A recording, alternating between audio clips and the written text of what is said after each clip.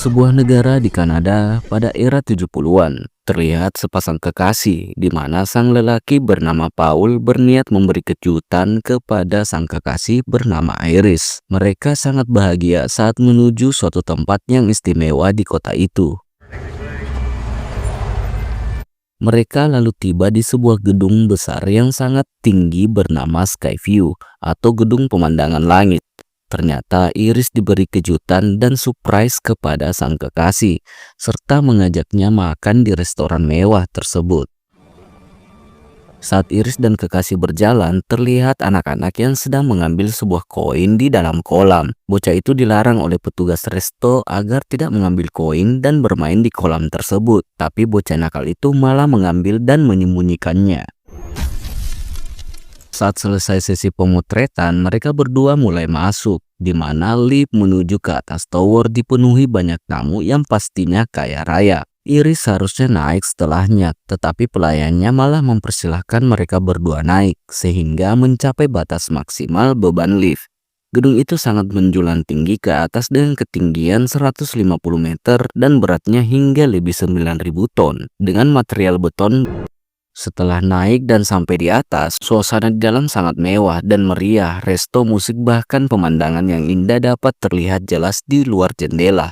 Tuan Paul yang sudah reservasi sebelumnya mencari daftar tamu. Ternyata semua meja sudah terisi dan tidak ada yang kosong. Paul lalu bernegosiasi, tetapi mereka malah disuruh pergi. Apalagi hanya hari itu momen yang penting buat mereka berdua.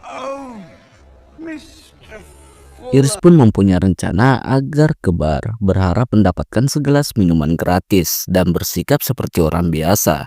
Paul membawa Iris melihat lebih dekat, tetapi Iris malah ketakutan. Paul lupa bahwa Iris fobia akan ketinggian, tapi Iris tak mau Paul kecewa. Paul merasa menghancurkan hari mereka yang istimewa. Iris menyemangati Paul dan memberi sekuntum mawar di jasnya, membuat tangan Iris terluka karena tertusuk durinya. Tetapi itu hanya luka kecil. Paul mengambil minuman untuk mereka. Iris yang telah melihat ketinggian itu seketika ingin ke toilet. Ia terlihat pusing sementara pelayan di sana membuka botol miras, tak sengaja mengenai lampu di atasnya. Salah satu kaca lampu terjatuh dan mengenai kaca di bawahnya. Terlihat kaca itu mempunyai retakan kecil di sana. Semua orang malah tidak peduli dan tetap berpesta pora tanpa mengkhawatirkan keselamatan mereka.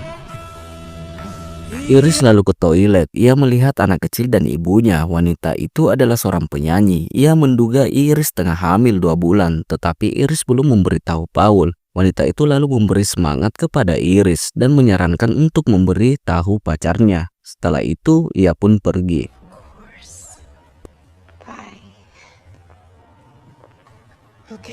Paul lalu membawa Iris di puncak tertinggi tower itu. Terlihat bocah nakal tadi ingin melempar koin itu dari atas gedung, tetapi petugas melarangnya. Iris merasa sangat bahagia hari itu, dikarenakan Paul melamar dirinya. Sekaligus Iris memberitahukan bahwa ia tengah hamil yang membuat Paul bahagia. Di dalam, semua tamu termasuk Iris dan Paul berpesta dan berdansa merayakan hari bahagia mereka. Tetapi mereka tidak mengetahui apa yang terjadi selanjutnya. Di bawah lantai terdapat tiang penyangga yang sedikit bergetar, mengakibatkan paku pengait lepas satu persatu. Lantai dansa retak sedikit demi sedikit. Terlihat koin yang menyumbat ventilasi pun terlepas, sehingga pembuangan gas merambat di ventilasi udara. Perasaan Iris mulai tidak enak dan menjauh dari lantai dansa. Tiba-tiba,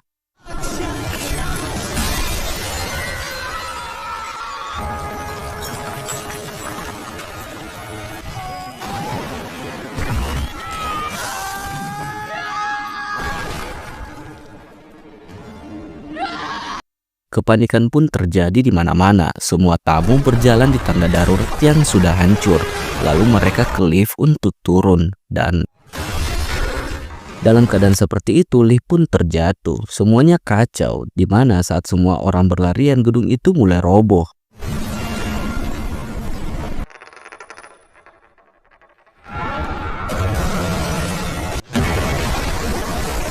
Bersisa Iris dan si anak tadi, dan pada akhirnya tidak ada satupun selamat di gedung itu. Begitupun Iris.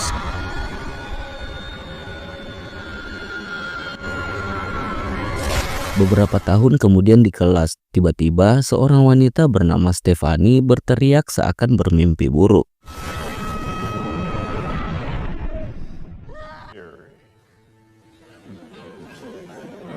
Saat pulang, ia tertidur dan kembali memimpikan hal yang sama, membuat ia tidak bisa tidur dan hanya membangunkan teman sekamarnya yang juga terganggu.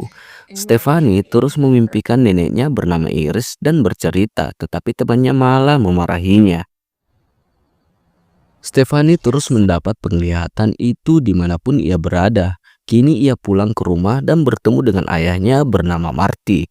Ia lalu mencari kotak barang lama sang ibu. Stefani berniat meminta kontak, alamat, dan nomor telepon. Ayahnya bertanya tentang itu semua. Stefani ingin mengetahui tentang neneknya bernama Iris. Ayahnya seakan tak peduli dan memperingatkannya tentang hal itu. Terlihat seorang remaja bernama Charlie. Ia adalah adik Stefani. Charlie berniat bertemu dengan sepupunya di rumah bibi mereka. Stefani pun ikut mengantar Charlie.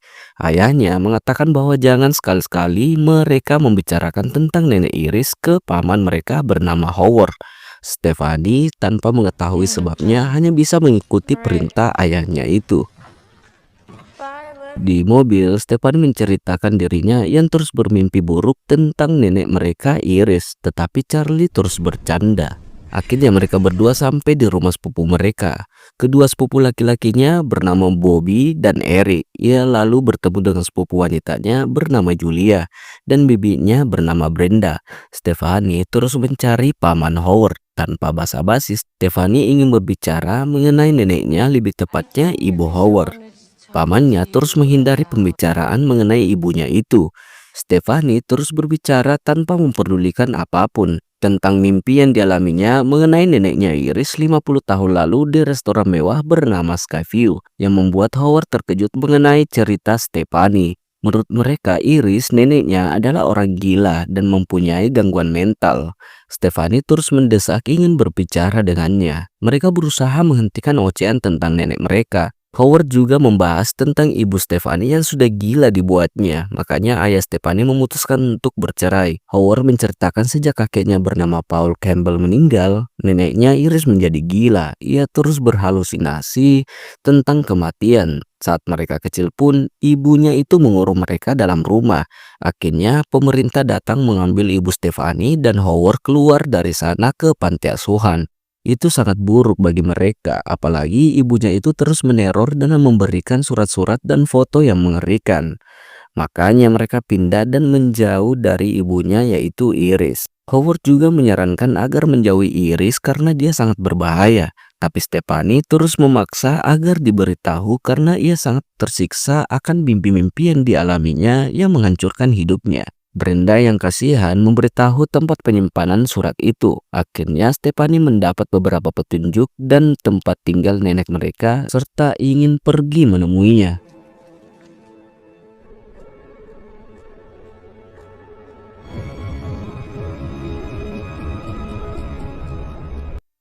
Setelah berjalan jauh melewati hutan, ia sampai di depan gerbang pondok. Pondok itu sangat tidak lazim, terdapat banyak jebakan dan sistem keamanan yang super ketat. Stefani berusaha berbicara dengannya dengan meletakkan semua barang bawaannya. Ia pun dipersilakan masuk sendirian dan bertemu neneknya.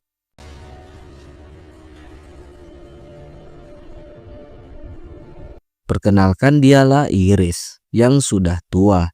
Dan kalian akan terkejut kenapa Iris masih hidup. Padahal di scene awal ia sudah meninggal jatuh dari gedung. Iris sangat berhati-hati dengan kemungkinan kecelakaan yang terjadi. Ia bisa memprediksi kejadian yang akan datang.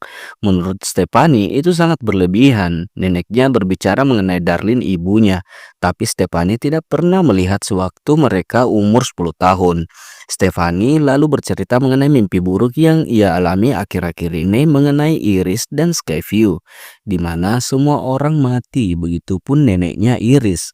Neneknya menjelaskan bahwa itu bukan mimpi. Ia bisa melihat sekilas masa depan tentang kematian yang akan dialaminya hingga mautnya menghampiri. Flashback ke masa lalu, ia bercerita 50 tahun lalu di atas Tower Skyview, ia mulai melihat penglihatan yang mengerikan terjadi. Pertama, ia mulai mengambil koin itu dari si bocah. Lanjut, ia memberitahukan semua tamu bahwa akan ada bahaya dan menghentikan pestanya. Diduga ia gila, tetapi saat itu ia menyelamatkan semua orang. Akhirnya tower itu ditutup dan direnovasi kembali. Makanya si Iris masih hidup hingga sekarang. Tetapi maut telah mengutuk keluarganya dan keturunannya. Iris tahu tentang kemungkinan yang akan terjadi. Intinya, Iris sekarang melawan malaikat maut. Bertahun-tahun ia bertahan di rumah itu tanpa keluar sedikit pun. Ia lalu memperlihatkan buku. Selama 10 tahun ia tidak keluar dari pondok itu. Ia mendapat penglihatan dan menulis di sebuah buku dengan gambar-gambar yang mengerikan di dalamnya. Merasa nenek Iris sudah gila, Stephanie berniat meninggalkan tempat itu. Tetapi neneknya berusaha menghentikannya. Maut mengincar keluarganya. Jadi penjelasannya, apabila Iris sudah mati dengan alur atau siklus kematian maut, berarti keturunan selanjutnya akan menimpa hal yang sama sampai keturunan yang terakhir. Di sini Stephanie terus mendesak pulang. Nenek Iris ingin memberi buku itu. Pertama kali ia melangkahkan kaki keluar dari pondoknya yang mengurung dirinya. Ia merasa akan terjadi hal mengerikan. Iris lalu memberikan buku itu untuk menyelamatkan keluarganya. Ia membuktikannya kepada Stephanie bahwa kutukan maut itu nyata dan mengincar mereka. Dan hanya Stephanie yang mewarisi penglihatan itu dari Iris dan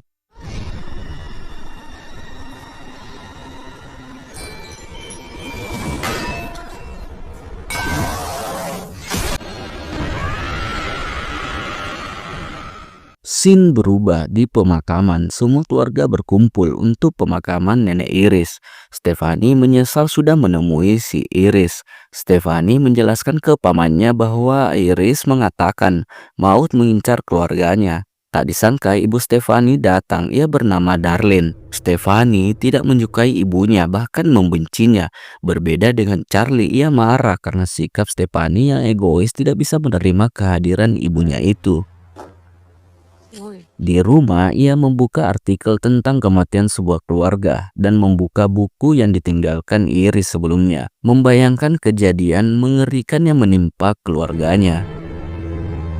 Di rumah Paman Howard, mereka memulai pesta barbecue, dan di sini kalian akan terkejut bagaimana maut memainkan permainan mautnya. Di rumah, Stephanie membuka semua halaman dari buku itu dan mempelajarinya. Tiba-tiba foto keluarganya terjatuh, membuat ia terheran sekaligus terkejut. Ia bergegas menuju ke lokasi mereka. Semua berpesta dengan gembira.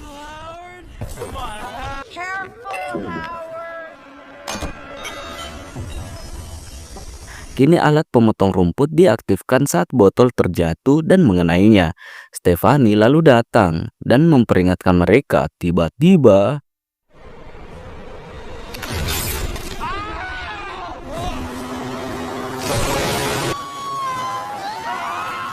mempelajari dan menulis semua struktur siklus kematian secara terperinci yang akan terjadi pada mereka.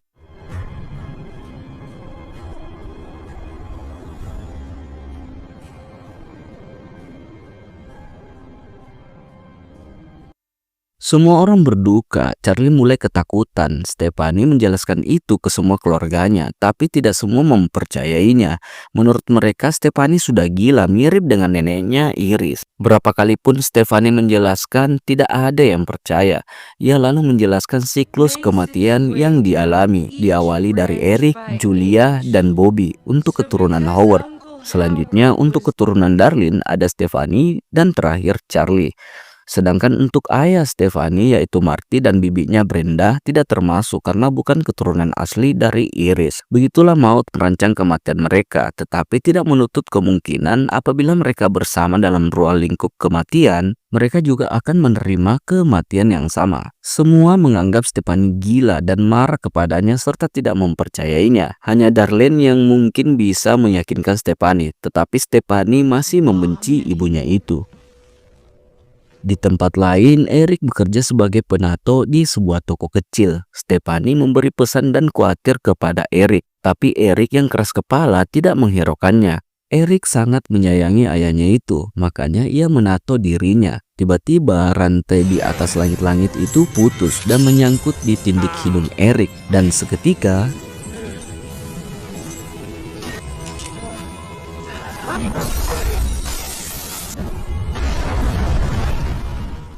scene berubah. Stephanie membangunkan Charlie mendapat berita bahwa toko Erik kebakaran dan mengkhawatirkannya. Pas dicek, ternyata Erik masih hidup dan berjalan-jalan di sekitar. Stephanie sangat mengkhawatirkan sepupunya itu, tetapi Erik tidak peduli, malah hampir tertabrak truk. Mereka terus mengawasi Erik dan melihat penglihatan kematian. Charlie menanyakan tentang analisis prediksi yang akan terjadi. Dari alat pohon yang mengenai peniup daun, meniup sesuatu ke mata anak itu, seketika menendang bola ke wajahnya. Tetapi Erik terus tidak percaya akan hal itu. Julia pun berada di sana hendak jogging. Di tengah perdebatan itu, tiba-tiba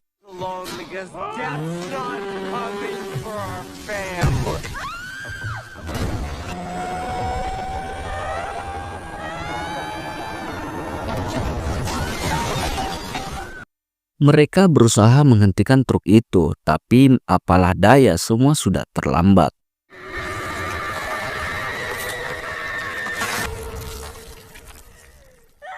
Di rumah, mereka berkumpul dan berduka akan kepergian Julia. Stephanie bersalah tidak menyelamatkan Julia, sekaligus heran karena seharusnya Erik yang mengalami kematian itu. Tetapi semua dibuat terkejut di mana ibu Erik, Brenda, menjelaskan sesuatu. Faktanya, Erik bukan anak kandung dari Howard.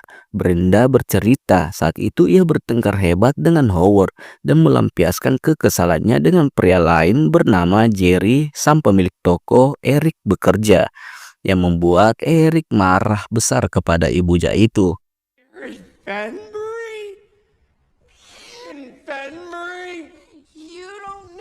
Merasa gilirannya, dengan urutan yang benar adalah Bobby selanjutnya. Ia mulai mempercayai Stephanie dan berharap lindungan darinya, tetapi Stephanie sedikit ragu. Charlie juga mulai mempercayai kakaknya itu, di mana ia bisa memprediksi secara detail dan tepat alur kematian seseorang sewaktu yang dialami Julia. Darlene pun mulai percaya bahwa Stephanie mewarisi kemampuan itu dari neneknya Iris, dan itu kesempatan mereka untuk bisa keluar dari pola kematian. Tetapi ayahnya Marty, menurutnya itu bom-bom waktu. Mereka lalu membuka buku dan menemukan nama GB. Entah siapa dan di mana orang itu. Darlene pun mengetahui tentangnya, di mana Iris mengirim surat dan bercerita tentang temannya bernama GB. Ia bekerja di rumah sakit bernama RS Hoover River. Akhirnya mereka semua berangkat. Begitupun Erik yang ikut bersama mereka, mungkin bisa melindungi adiknya Bobby. Di perjalanan, Darlene menceritakan mengapa ia meninggalkan suami dan anak-anaknya. Ia mempunyai puluhan penglihatan dari Iris mengenai kematian anak-anaknya. Makanya ia bepergian. Berbeda dengan Iris yang hanya di dalam pondok selamanya. Tetapi kematian tidak bisa dihindari apapun yang mereka lakukan. Setelah mereka sampai di rumah sakit, mereka pun mencari GB yang pada akhirnya bertemu dengannya. Ia sudah lama menunggu keluarga Iris tersebut. Melihat siklus kematian yang diciptakan, bahkan ia mengenal baik siapa Iris sebenarnya. Kalau kalian lihat awal scene sebelumnya, GB atau John Bloodworth adalah anak kecil kulit hitam yang diselamatkan oleh Iris di Skyview. Ia menyelamatkan semua nyawa walaupun dianggap gila. GB yakin Iris adalah penyelamatnya, makanya ia membantu membangun rumah dan memenuhi kebutuhan Iris di pondok itu, agar Iris tetap di dalam pondoknya. Stephanie lalu meminta penjelasan tentang menghentikan siklus kematian tersebut. GB menjelaskan hanya ada dua cara, yaitu dengan membunuh atau dengan mati. Jika mereka membunuh, mereka mendapat sisa waktu dari seseorang yang mereka bunuh. Kedua, untuk memutuskan siklusnya, mereka harus mati. GB menjelaskan dahulu kala ada wanita bernama Kimberly Corman. Ia masuk daftar maut. Ketika gilirannya tiba, dia meninggal, jantungnya berhenti. Namun, dokter berhasil menghidupkannya dan mematahkan rantai siklusnya. Maksudnya, mereka harus betul-betul mati dengan jantung berhenti, seperti mati suri, agar mematahkan kutukannya, sehingga keluarga yang lain tidak terdampak. Pertanyaannya, mengapa Iris tidak melakukannya? Di mana cara itu sangat berisiko. Bermain dengan maut, apalagi macam-macam dengannya, itu bisa sangat fatal dan Iris sudah memikirkan itu sejak lama. Tidak ada yang bisa mereka lakukan, hanya bisa menunggu maut datang dan semuanya pasti akan mati. Stephanie berusaha mencari petunjuk lain. Mereka semua saling melindungi. Pas dicek, Eric dan Bobby menghilang dari sana. Di mana Eric dan Bobby merencanakan hal gila dengan mengakhiri nyawa Bobby. Faktanya Bobby sangat alergi dengan kacang. Alergi ini bukan gatal-gatal atau efek ringan, tapi efeknya bisa berujung kematian. Merasa ia di rumah sakit, pasti dokter akan menyelamatkannya. Ia lalu masuk di sebuah ruangan pemeriksaan radiologi atau MRI, Magnetic Resonance Imaging. Alat ini bisa mendeteksi kanker dengan metode magnet bertekanan sangat tinggi yang tak sengaja menyala dengan sendirinya.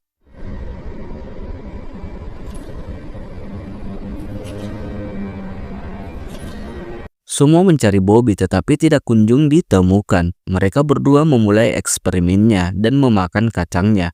Tanpa terasa, alat itu mulai bereaksi dengan menarik semua material logam dan tiba-tiba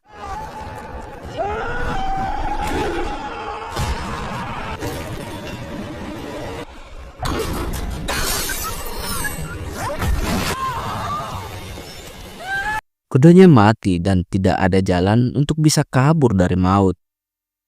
Mereka mulai merencanakan sesuatu, yaitu menuju rumah nenek Iris. Menurutnya tempat itu aman dan satu-satunya tempat teraman yang sekarang mereka yakini. Charlie tidak mau tinggal selamanya di tempat itu. Tetapi Darlene yang akan menumbalkan dirinya tinggal selamanya di sana untuk menjaga anak-anaknya tetap hidup. Apalagi selanjutnya adalah gilirannya. Setelah berunding, mereka lalu bergegas ke pondok itu.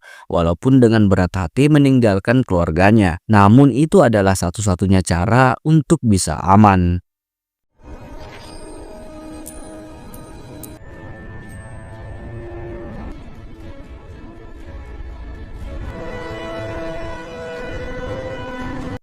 Setelah berjalan cukup jauh, mereka akhirnya tiba di pondok. Masalahnya, ia tidak bisa membuka gerbangnya. Bahkan maut pun tidak membiarkan mereka masuk. Setelah masuk di pelataran, Stephanie mengalami macet pada sabuknya. Stephanie lalu membiarkan mereka berdua masuk duluan. Darlene ditemani Charlie, mereka berdua lalu masuk dan tiba-tiba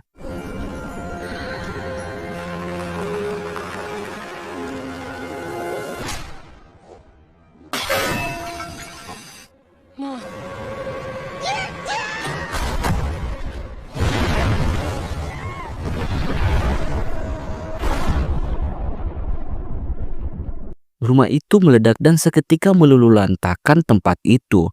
Memang maut merencanakan rencananya sendiri yang mereka tidak sadari. Charlie pun dijatuhi serpihan bangunan. Terkejutnya, Darlene masih hidup dan menyelamatkan Charlie. Dalam van, Stephanie tenggelam di dalam kolam. Melihat itu,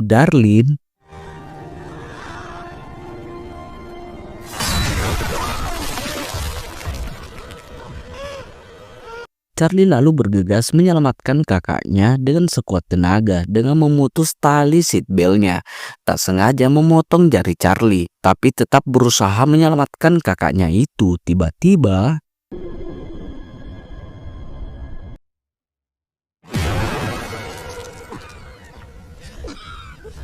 akhirnya Charlie berhasil menyelamatkan kakaknya. Stephanie seketika mati dan Charlie menghidupkannya kembali. Secara tidak langsung memutuskan siklus kematiannya dari maut. Dan sekarang mereka berdua aman walaupun semua orang sebelumnya sudah lebih dulu mati.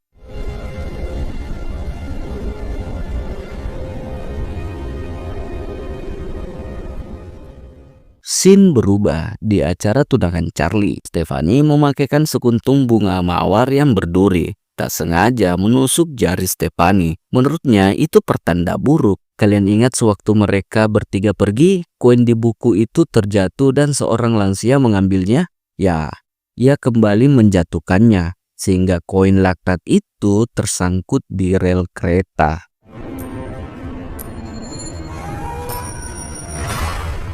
Di suasana bahagia, adiknya Tiffany sedikit bercerita tentang sewaktu ia tenggelam. Ia diselamatkan oleh Charlie. Kebetulan calon mertua Charlie adalah seorang dokter analisis. Ia menjelaskan secara teknis tenggelam tidak menghentikan jantung yang berdetak, tetapi menghentikan pernapasan, di mana Charlie hanya memberi pernapasan untuk menghidupkan Stephanie, membuat mereka kembali berjaga-jaga, dan tiba-tiba